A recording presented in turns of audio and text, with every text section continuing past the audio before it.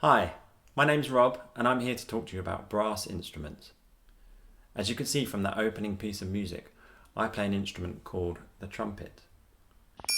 How do you make a sound on a trumpet? Do you just blow? Trumpets have changed and developed a huge amount over the centuries, but the way that we play them has never changed. To make a sound on a brass instrument, we need to vibrate our lips. So the way I play a trumpet is I do this. Which sounds pretty silly, I know. Maybe you could have a go at doing that when you're at home. Now, when I do that into this, which is called a mouthpiece, we get a slightly different sound.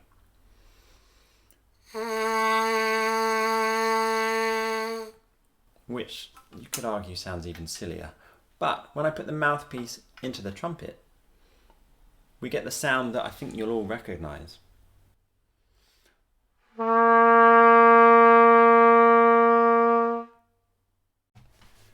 I'm going to play for you now something called a reveille, which is a military call that they use to wake up the soldiers in the morning. Note that I'm not using these things at all while I play it, and I'll explain more about those later.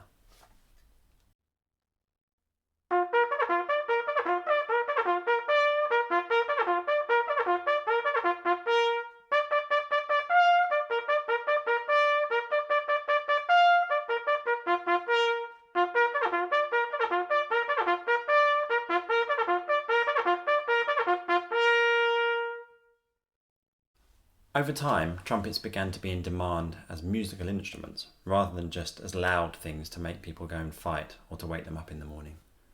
But the problem was that trumpets could actually only play a few notes, and those are the notes that you hear when I don't use these things. Have a listen.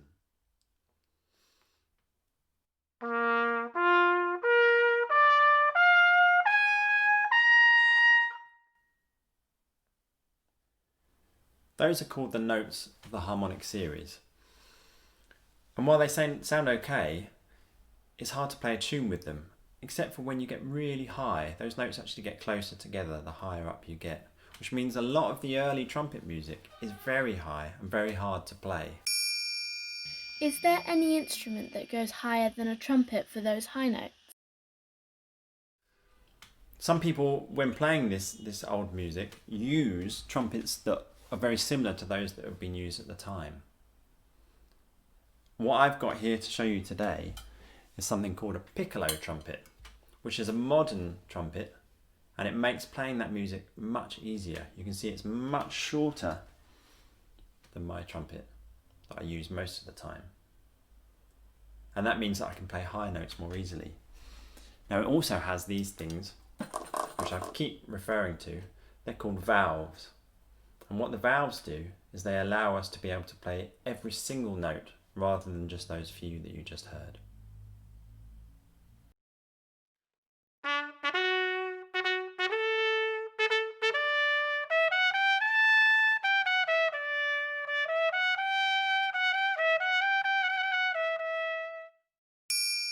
Apart from the army and classical concerts, where else does the trumpet play? The modern trumpet sounds fantastic when it's playing a tune, particularly when played in an orchestra, and it can soar above the sound of the rest of the instruments. This has made it a really popular choice among composers of film music.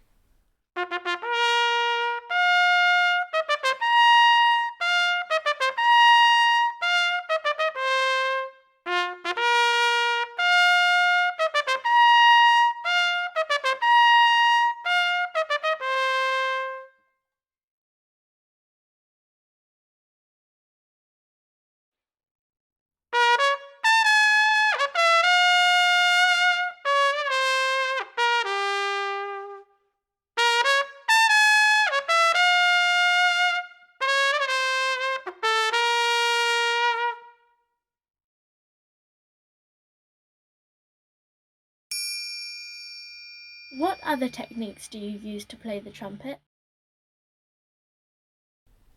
As well as vibrating our lips to make the sound, we also do something with our tongue, and that's to make the start of each note nice and clear.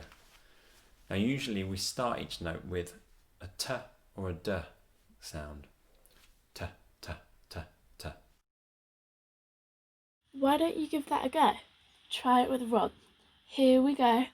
After 4. 1, 2, 3, 4. T, t, t, t, t, t, t, t, t, t, t, t, t, t, t, t. If we're going faster, sometimes we can't do that. We trip over ourselves. So we've introduced a k sound as well. T, k, t, k, t, k. Let's try those ones too. The slow one first, tataka. After 4. 1 and 2 and 3 and 4. T, k, t, k, t, k. T, k, t, k, t, k. T, k, t, k, t, k. T, k, t, k, t, k. And now the fast one. After 4. 1, 2, 3, 4.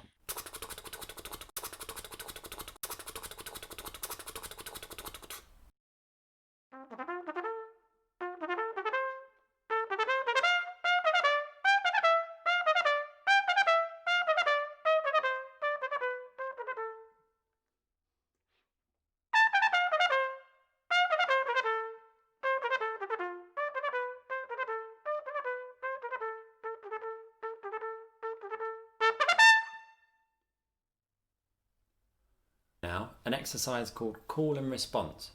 I'm sure you'll have done this before. The idea being that I play something to you and then I want you to repeat it back to me.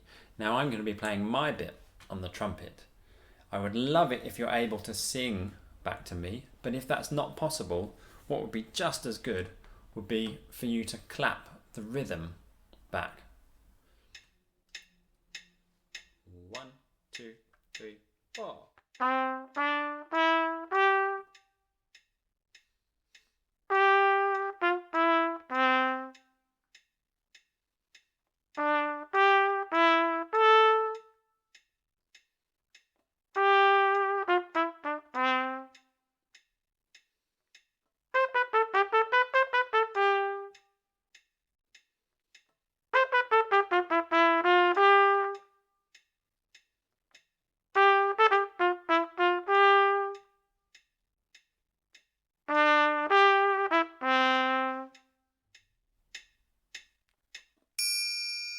Is the trumpet always loud? I've talked a lot so far about trumpets being loud instruments. In fact, brass players in general have a bad reputation for being noisy. Now that is quite often true, but it's not always the case. In fact, we can play as loudly or as quietly as we want to. We just have to blow harder to make a louder noise and blow more softly to make a quieter noise. The other thing that we have to our advantage as trumpet players is that we can change the equipment that we're using, either by putting something called a mute in the end, which I'm going to show you in a minute, or actually by changing the instrument. So I've showed you so far this, which is the trumpet that I use the most. It's called a B-flat trumpet. And I've showed you the small piccolo trumpet. Now this is a cornet. I'm going to play something for you now on the cornet so you get a feel for the different sound, that's to say the different timbre that this instrument makes compared to this one.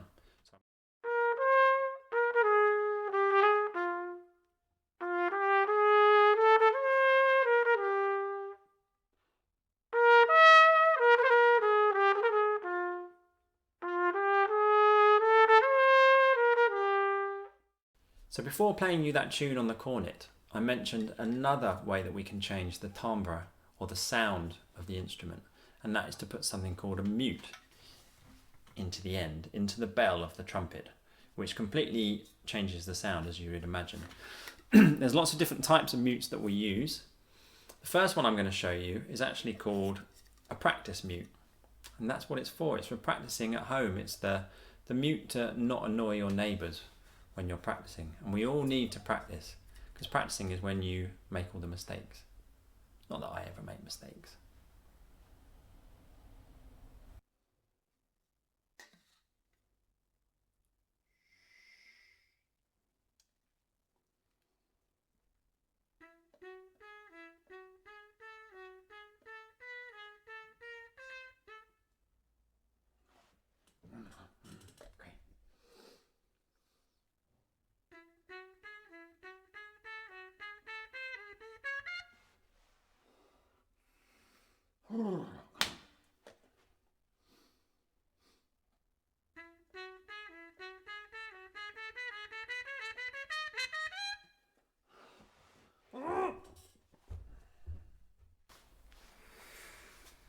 Okay, maybe sometimes I do make mistakes. Some other mutes to show you then. And the rest of these don't make it quite as quiet as that last one. So they're used actually in performances and on recordings and that sort of thing. The first one I'm going to show you is this. It's called a straight mute. It's probably the most commonly used mute in classical music, but not so much maybe in other styles. Have a listen.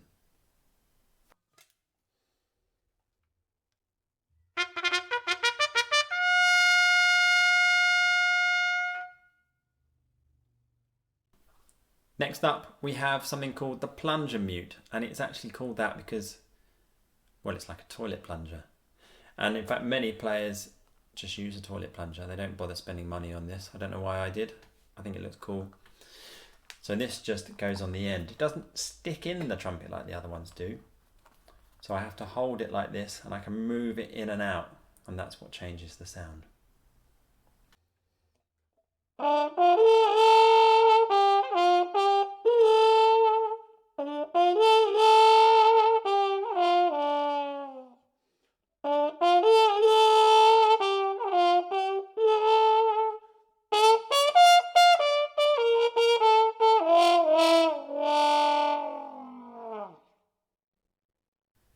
The last mute I'm going to show you today is this one. It's called a Harmon mute. You can see it has this stem. So it changes the sound depending on whether you have the stem in or partially out or all the way out. And actually, again, it's used in many different ways and different styles, but one of my favourite sounds that you can make with it is this.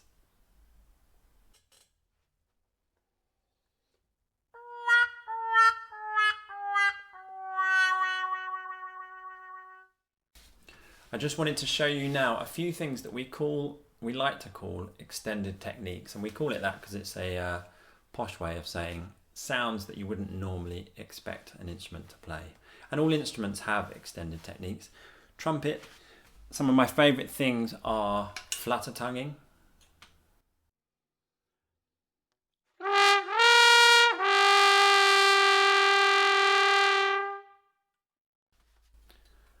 Sliding from one note to another, and we do this by putting the valves part of the way down and then gradually releasing them, and that makes all the lines between each of the notes quite blurred, and it makes quite a cool effect.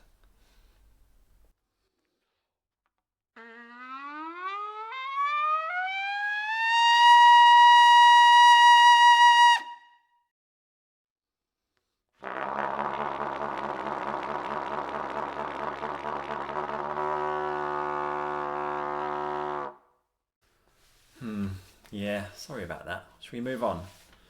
I've got one more instrument I want to show you, and it's this.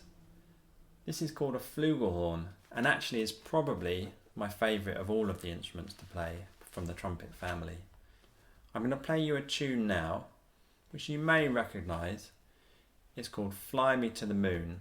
It was written by Bart and made famous by the singer Frank Sinatra.